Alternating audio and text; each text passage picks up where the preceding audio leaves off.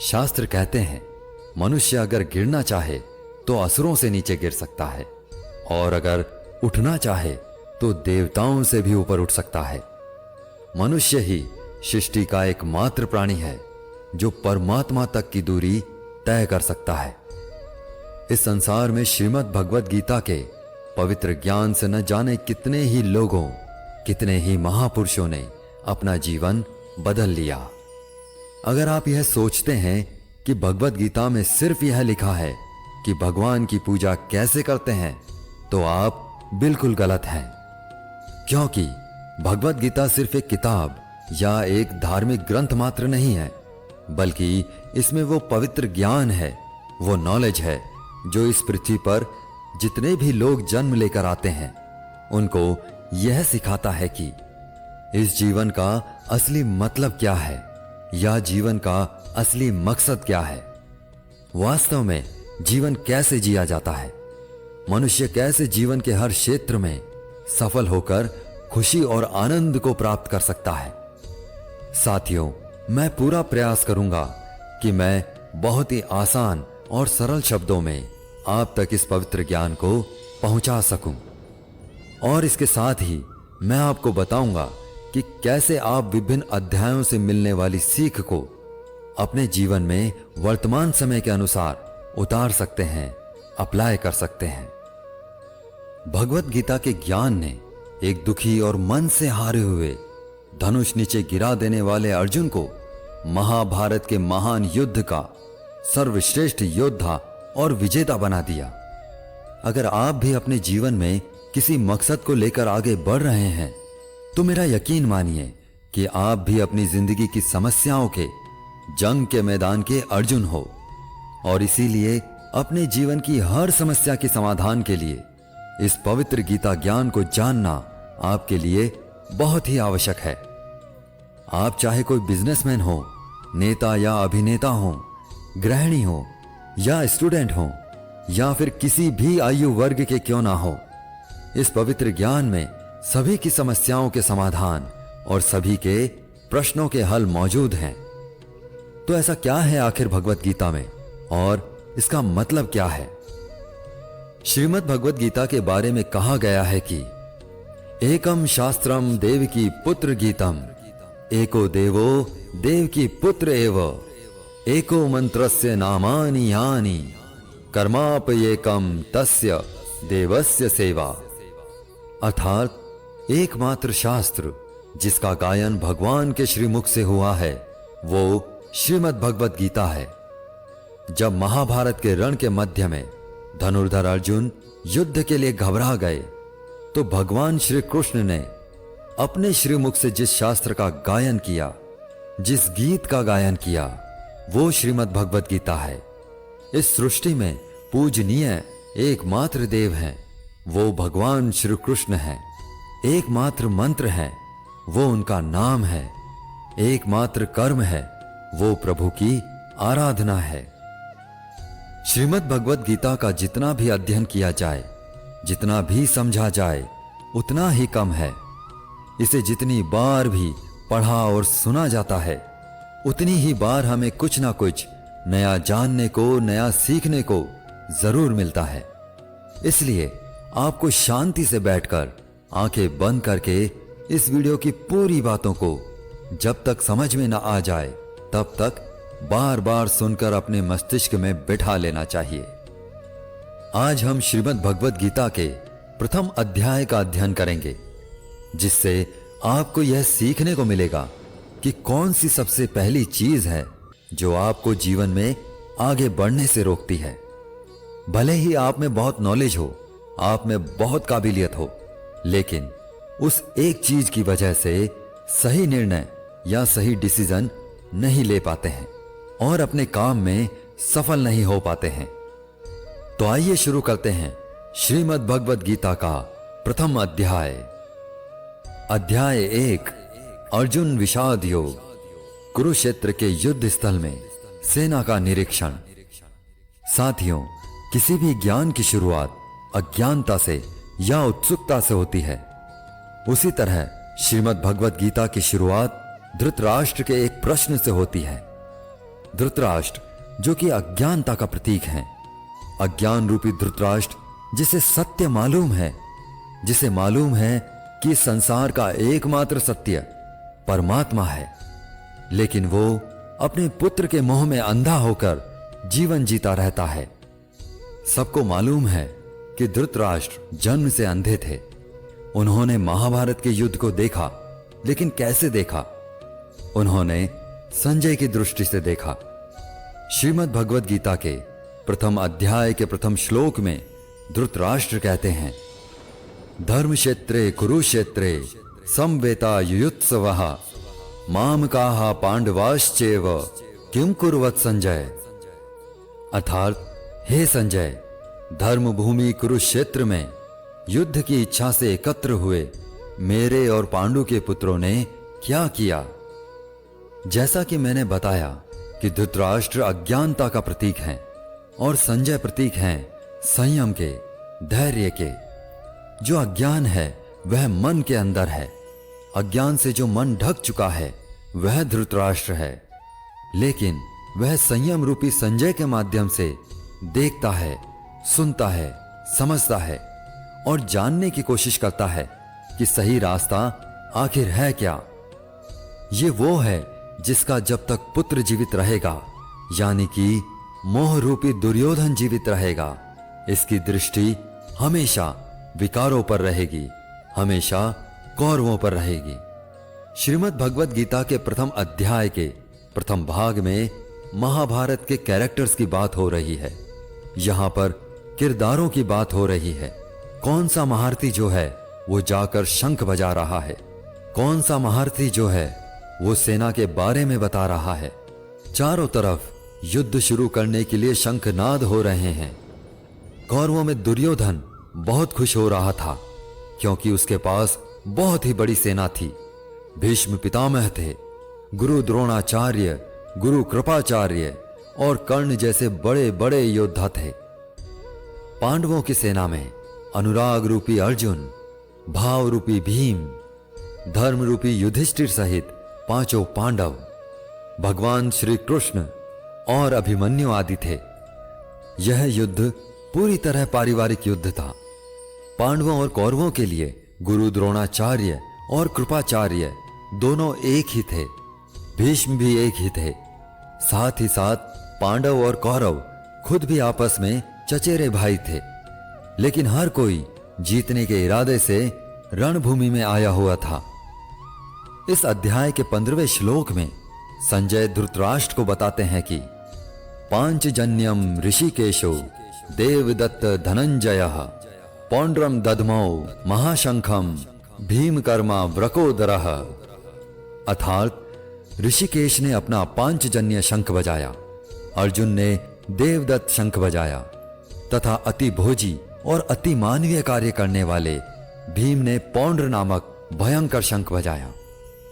इस श्लोक में भगवान श्री कृष्ण को ऋषिकेश कहकर संबोधित किया गया है क्योंकि वे ही समस्त इंद्रियों के स्वामी हैं।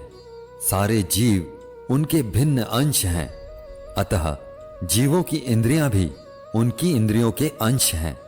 भगवान समस्त जीवों के हृदय में स्थित होकर उनकी इंद्रियों को निर्देशित करते हैं। यहां कुरुक्षेत्र की भूमि में भगवान कृष्ण अर्जुन की दिव्य इंद्रियों को निर्देशित करते हैं, इसलिए उनको ऋषिकेश कहकर संबोधित किया गया है। आप जैसे जैसे श्रीमद् भगवद गीता को पढ़ते जाएंगे तो आप समझते जाएंगे कि बहुत सारे किरदारों के बारे में आगे कोई बात नहीं हुई है। सिर्फ भगवान श्री कृष्ण और अर्जुन का ही संवाद सिमट करके रह जाता है, क्योंकि भगवान के श्रीमुख से जो शास्त्र निकला है वह सिर्फ और सिर्फ अनुरागी अर्जुन के लिए था। जब हम इसी प्रथम अध्याय के दूसरे भाग में आते हैं तो फिर बात होती है धनुर्धर अर्जुन की दुविधा की, उनके संशय की। अर्जुन जो है वो भगवान श्री कृष्ण से कहते हैं कि आप जो मेरा रथ है उसको ले जा करके दोनों सेनाओं के बीच में खड़ा कर दीजिए, मध्य में खड़ा कर दीजिए। मैं देखना चाहता हूं कि कौन कौन जो है वो इस युद्ध भूमि में आए हुए हैं। भक्त वत्सल भगवान श्री कृष्ण जो अपने परम मित्र अर्जुन के लिए इस युद्ध में उनका सारथी बनना स्वीकार करके अर्जुन के साथ सारथी के रूप में रथ पर स्थित हैं, वह अर्जुन के आग्रह अनुसार रथ को दोनों सेनाओं के मध्य में ले जाकर खड़ा कर देते हैं। अर्जुन देखते हैं कि दोनों तरफ जो हैं उनके अपने हैं। कोई काका है, कोई मामा है, कोई गुरु है, कोई भाई बंधु है। अर्जुन ने युद्ध के मैदान में जहां भी देखा वहां दोनों तरफ ही सिर्फ परिवार वाले नजर आ रहे थे। यह देखकर अर्जुन बहुत दुखी और व्याकुल हो जाते हैं। उनके हाथ से उनका धनुष गांडीव गिर जाता है, त्वचा जलने लगती है, बुखार आ जाता है। समझ में नहीं आता कि यह कैसा युद्ध है जिसमें दोनों तरफ अपने ही लोग खड़े हुए हैं।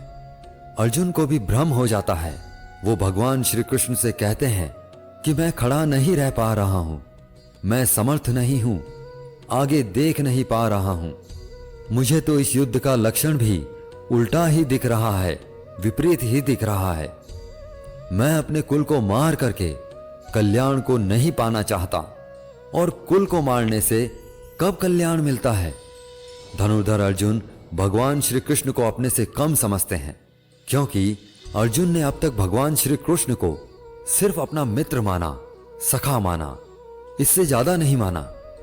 अर्जुन को नहीं पता था कि इसी भगवत गीता में आगे चलकर 11वें अध्याय में इसी अर्जुन भगवान के विराट रूप के दर्शन होने वाले हैं।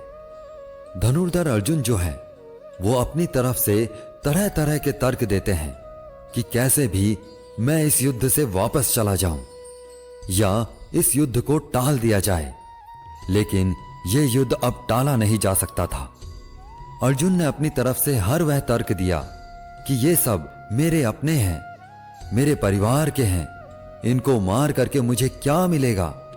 मैं अपने ही लोगों को युद्ध में नहीं मार सकता, मुझे इस राज्य के लिए तो क्या, अगर कोई तीनों लोक भी दे दे तो भी मैं ऐसा युद्ध नहीं करूंगा जिसमें मुझे अपनों को मारना पड़े।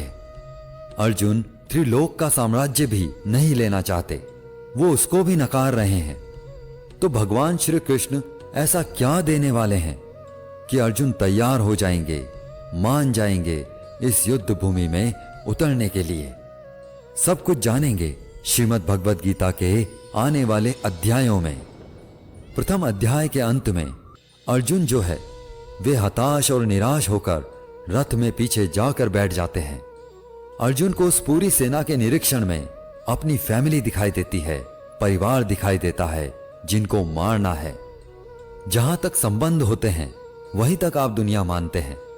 अर्जुन को मालूम नहीं था कि जो उनके मित्र श्री कृष्ण हैं वे स्वयं भगवान हैं, और अर्जुन को जब यह मालूम चलने लगता है तो वे गिड़गिड़ाने लगते हैं, क्षमा मांगने लगते हैं।